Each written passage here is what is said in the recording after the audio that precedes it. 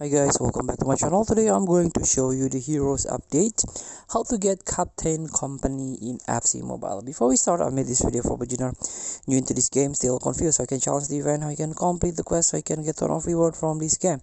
Let's get started. So there is an update in heroes event. This is the Kaptain Kompany.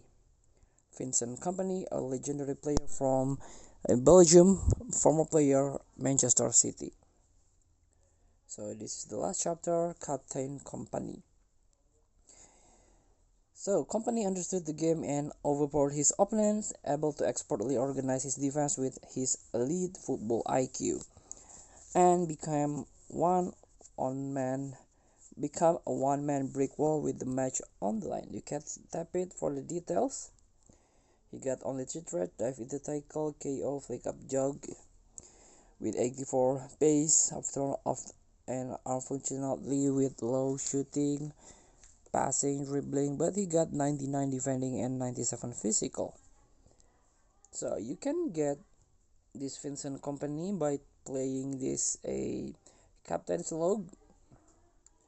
You can try to get this battery. You can watch the ads and play some skill games and match games. And after you get get this battery, you can use this speed up this ship.